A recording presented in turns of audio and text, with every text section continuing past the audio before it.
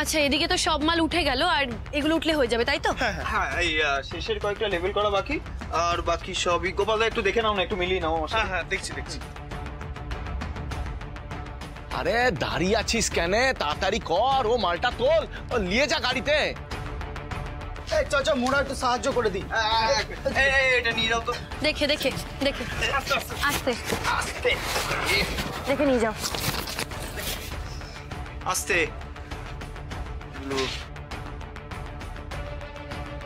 আয় এদিকে, এগুলো নিয়ে যেতে হবে তো। তোল। এই এক সেকেন্ড, মার্ক করা নেই, মার্কারটা দাও।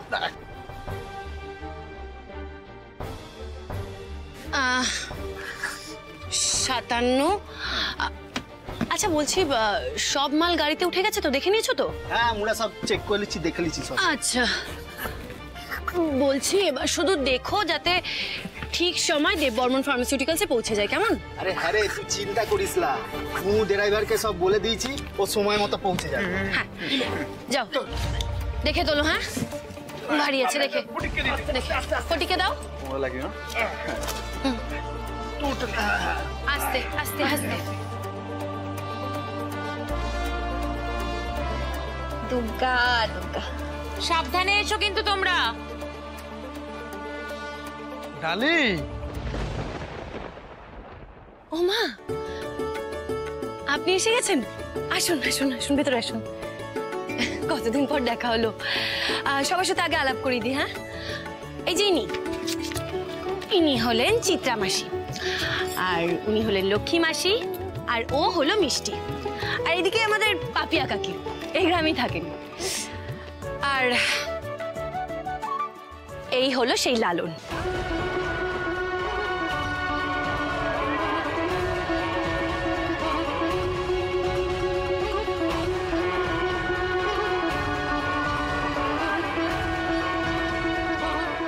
বিকল সেই এক চেহারা। শুধু চেহারা নয়, রক্তিমবাবু যেমন সবসময় আমার পাশে থাকতেন, ও সবসময় আমার পাশে থাকে। আমি সত্যি বলছি, আজকে লক্ষ্মী মাসি, চিত্রা মাসি, মিষ্টি, পাপিয়া কাকি, লালন, মানিক, ফটিক ওরা না থাকলে আমি এই কাজটা একা সামলাতে পারতাম না। আচ্ছা। কি বলছো ডালি?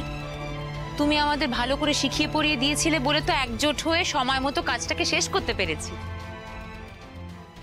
এই জড়িবুটি ম্যাডাম, গাড়ি ছেড়ে দিয়েছি, বুঝলি, ও সময় মতো পৌঁছে যাবে।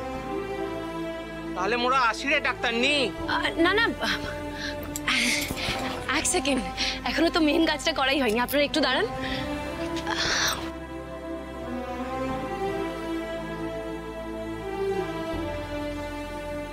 এই তো, এই যে এটা সবার আগে তোমার প্রাপ্য। এই নাও। আমার কি এটা?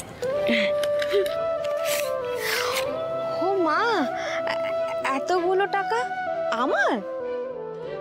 কিন্তু এই টাকাটা কিসের রে? আর মোদের বা দিচ্ছিস কেন?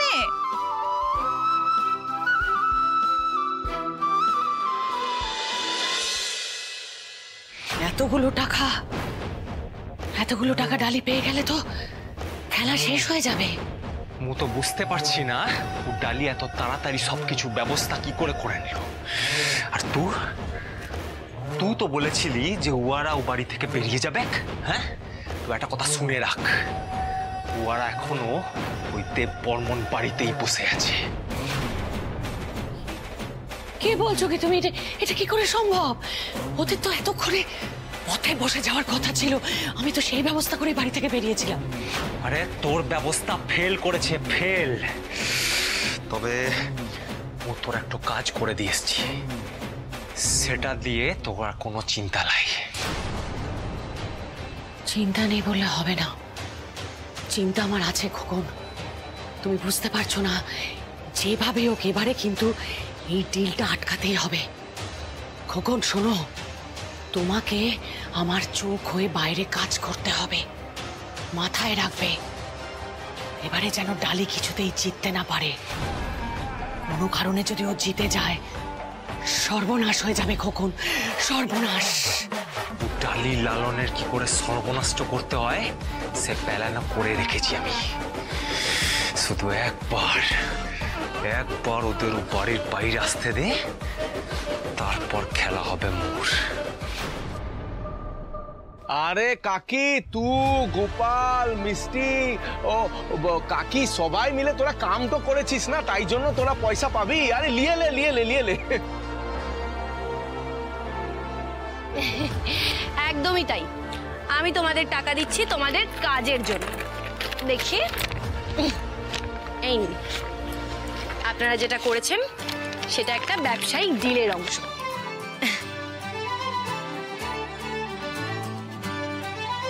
তাই এটা কিন্তু শুধু পরিশ্রমের মূল্য নয়, এটা অর্জন করা সম্মান তোমাদের।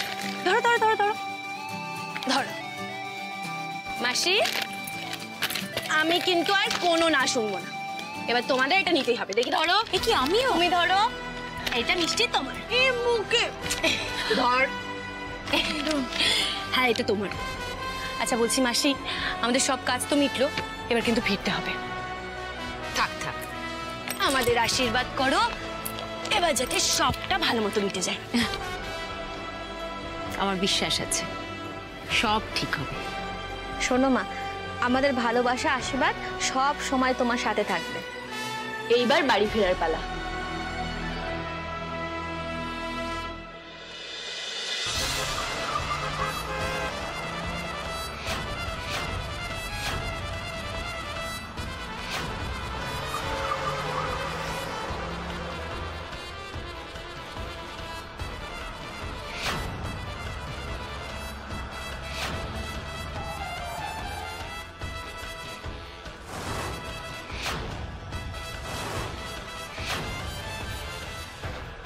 বেশি কথা নয়, সামনে গাড়িটা ফলো কর, চল।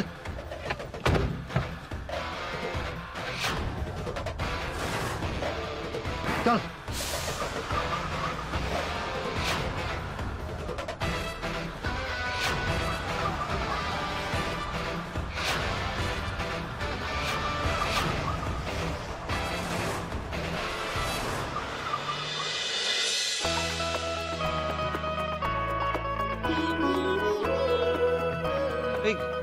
গালি, এই সব ঠিকঠাক আছে তো? সব মিটেছে তো ঠিকঠাক? মামু, হ্যাঁ সে কি রে? কি মামু মামু মামু মামু সব ঠিক হয়ে গেছে, আর কোনো রকম চিন্তা নেই। সব প্রোডাক্ট কোম্পানিতে পাঠানোর জন্য আমরা গাড়িতে তুলে দিয়ে এসেছি। দারুণ ব্যাপার, আমি তো খুব টেনশন করছিলাম। বাপরে বাপ। হ্যাঁ গো, টেনশন তো আমরা সবাই করেছি, আমি না সত্যিই ভাবিনি যে সবটা তো সুন্দরভাবে হয়ে যাবে। অল ক্রেডিট গোস টু মিষ্টি এন্ড ফুল্লরা গ্রাম, আমাদের সমস্ত কাজ করতে সাহায্য করার জন্য। একদম, কিন্তু সব কামটো না একা এই চড়িবুটি ম্যাডাম করেছে। ও ওষুধ বানানো, ওর প্যাকিং করা সব একা হাতে করেছে। আমি জানতাম ডালি তুই পারবি। তুই একটা কাজ মনে মনে ঠিক করে নিলে তোকে আর কেউ আটকাতে পারে না। আটকে গেলে সবটা হারিয়ে ফেলতাম মামু। রক্তিমবাবুর এই বাড়ি, ব্যবসা, প্রপার্টি, এই সবটা হারিয়ে ফেলতাম। তাই আমাকে না সব সীমা পেরোতেই হতো। আচ্ছা যাকে বলছি, ঘোষবাবুকে একটা ফোন করিনি, সব কাজ তো মিটেই গেছে। জিজ্ঞেস করি ওই গাড়িগুলো পৌঁছালো কিনা। হ্যাঁ ঋষভ, ফোনটা রাখ না। এই যে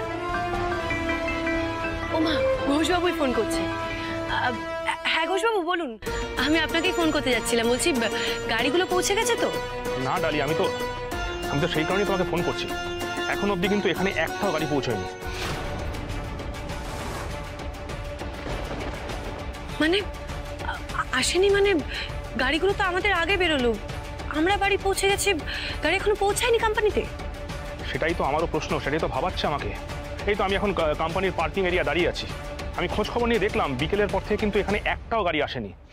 আচ্ছা আপনি দাঁড়ান, আমি খোঁজ নিয়ে জানাচ্ছি আপনাকে। এটা কি হলো তো কিছু বুঝলাম না। গাড়ি তো কখন পৌঁছে যাওয়ার কথা, এখনো পৌঁছায়নি কেন? এই বুদি বলছি, শোনো না, তুমি একবার ওই মানিক বা ফটিককে ফোন করো না, ওরা ড্রাইভারকে চেনে। হ্যাঁ আমি ফোন করছি। আর জড়িবুটি ম্যাডাম যখন মোদের টাকা দিল, আমি ভাবলাম যে এটা দিয়ে মাংসই কিনবো। তোরা তো জানিস কাকি, এই মানিক তোদের হাতে রাধা মাংস খেতে কত ভালোবাসে। তা আজকে এতগুলো মাংস এই দেখ, বলতে বলতে জড়িবুটি ম্যাডাম ফোন করেছে। দাঁড়া, এই লাউড স্পিকারে দি। আরে জড়িবুটি ম্যাডাম বল, তোর কথাই মোরা বলছিলাম, এত অনেকদিন বাঁচবি রে। বলছি শোনো না মানিক, ওই ঘোষবাবু ফোন করেছিলেন, বললেন যে গাড়িগুলো এখনো পৌঁছায়নি। এটা কি করে হয়? আরে গাড়ি তো অনেক আগে বেরিয়ে যাওয়ার কথা রে। হ্যাঁ আমিও তো সেটাই ভাবছি। আচ্ছা একটা কাজ করো, ওই ড্রাইভারের নাম্বারটা আমাকে পাঠাও, আমি ওনার সাথে কথা বলছি।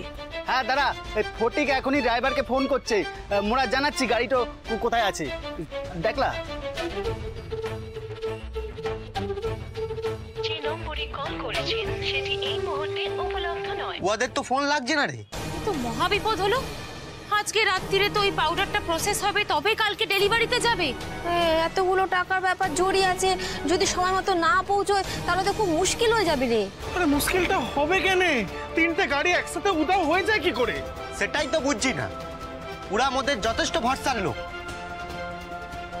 না না, এখন কাউকে ভরসা করা যাবে না। দেখো যে করে হোক আমাদের গাড়িগুলোকে খুঁজে বার করতে হবে, না হলে কিন্তু আমরা। সরি ঘোষবাবু ফোন করছেন। হ্যাঁ ঘোষবাবু বলুন। হ্যালো ঋষভ, শোনো, ক্লায়েন্ট ফোন করেছিল, বলছে বাই টুমরো আফটারনুন যদি ডেলিভারি না হয় তাহলে কিন্তু মুশকিল হয়ে যাবে।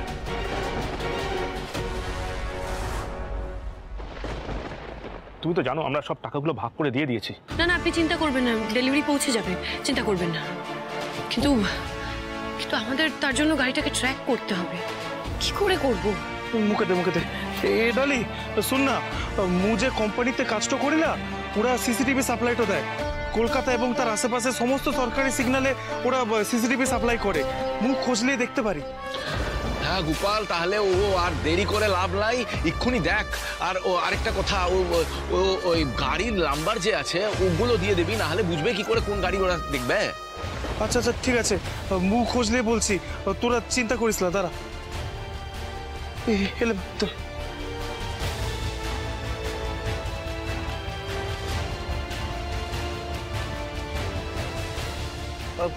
হ্যালো স্যার, বলছি মোর না একটা সাহায্য লাগবে। তিনটে গাড়ি।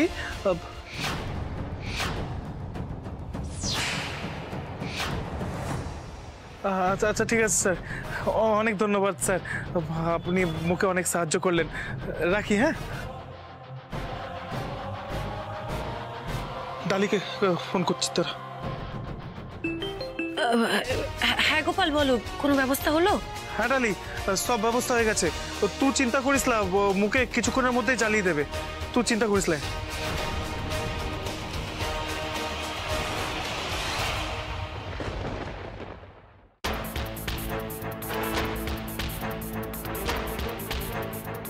গোপাল তো এখনো কিছু জানালো না। লালন তুমি একটা ফোন করে দেখো না, একটু তাড়া দাও না। এক সেকেন্ড। গোপাল একটা ভিডিও পাঠিয়েছে। হ্যাঁ গোপাল বলো। হ্যাঁ ডালি, দেখো মু তোকে তিনটে ভিডিও পাঠিয়েছি। হ্যাঁ ও গাড়িগুলো শেষ কলকাতায় ঢোকার আগে ও রাস্তাটাতে দেখা গেছিল, তারপর থেকে আর দেখাটো যায়নি, কারণ ওদিকের পর আর ওদের সিসিটিভি গুলো লাইরে। ওমা, কলকাতায় ঢোকার আগে অন্যদিকে চলে যাবে। দাঁড়াও আমি ভিডিওটা দেখি, এক মিনিট।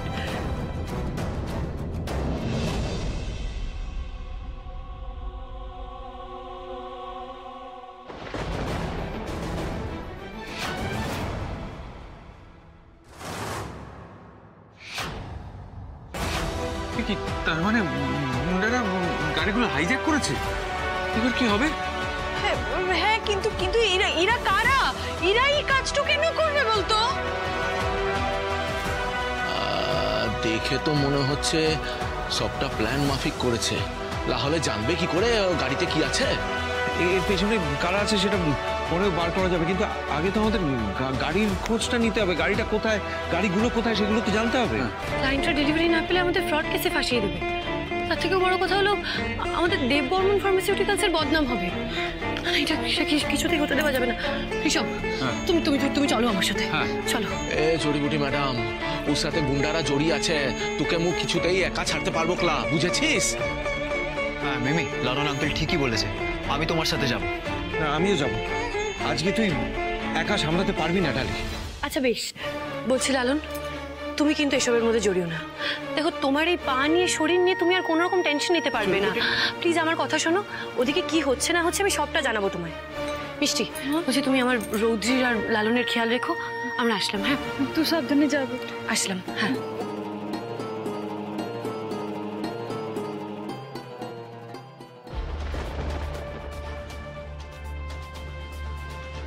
মুখে ক্ষমা করিস জড়িবুটি ম্যাডাম, তোর এত বড় বিপদেও তোর পাশে থাকতে পারলাম না। এই চাকা গাড়িতে মু আটকে পড়ে আছি।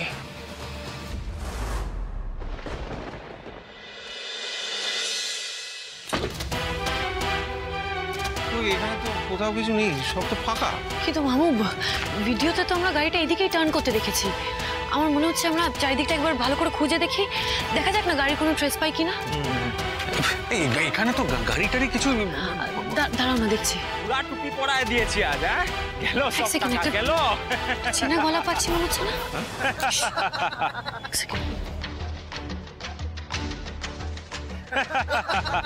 একটা হাসির শব্দ আসছে না, এসো দেখি।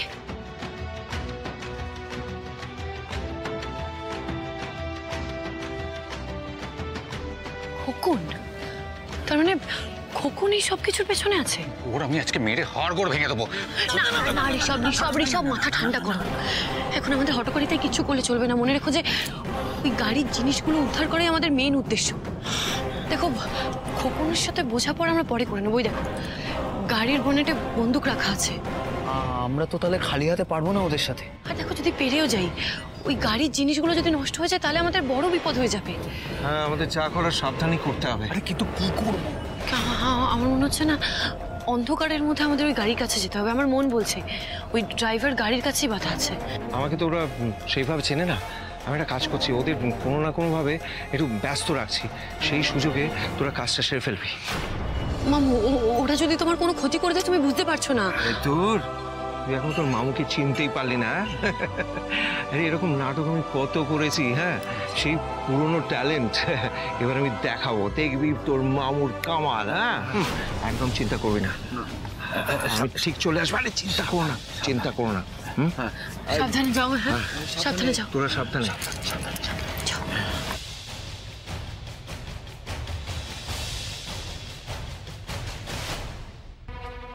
কোন পথে যাব, তুই কোথায় চলে গেলে? চাঁদনি রাতে বোতল বোতল বোতল বোতল।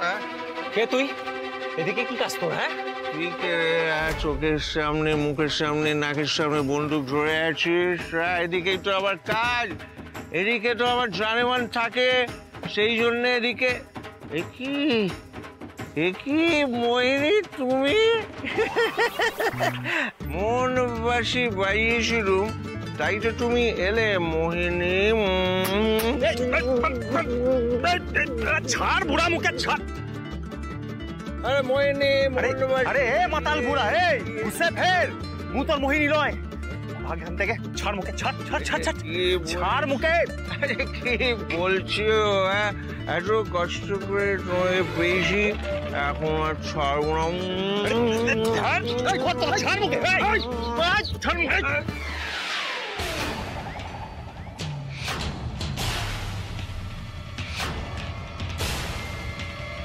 বলছি চলো, আর দেরি করা যাবে না, এক মুহূর্ত দেরি করা যাবে না। গাড়িতে উঠো, আস্তে আস্তে আস্তে।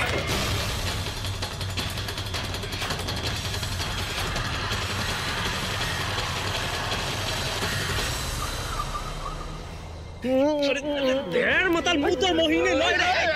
চল ভাগ এখান থেকে, নইলে গুলি মেরে খুলি উড়ি দো। ধাক্কা দিও না মোহিনী, মোহিনী।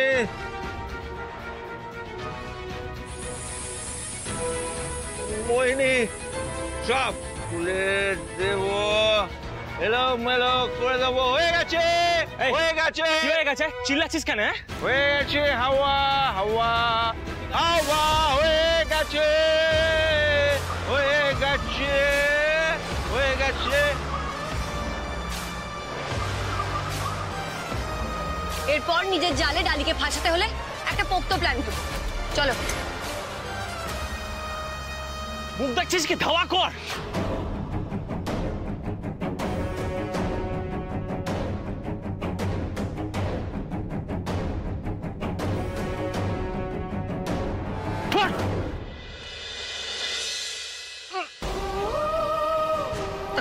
লালন তোর লালো তুই কি করছিস বলতো?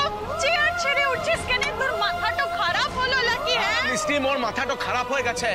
আরে ওরা কোথায় গেল, কি হয়েছে কিচ্ছু বুঝতে পারছি না। তুই একটা ফোন কর না।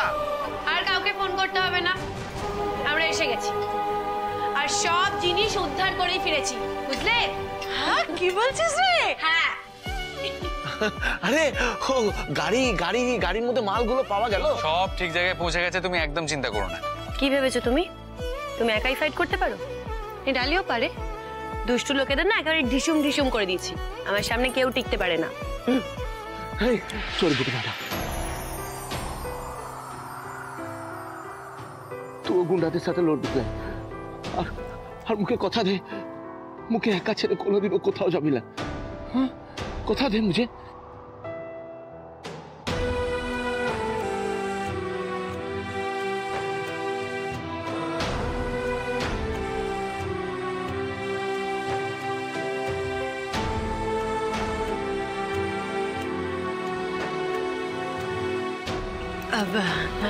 লালন তুমি এত টেনশন করছো কেন? সব তো ঠিক হয়ে গেছে।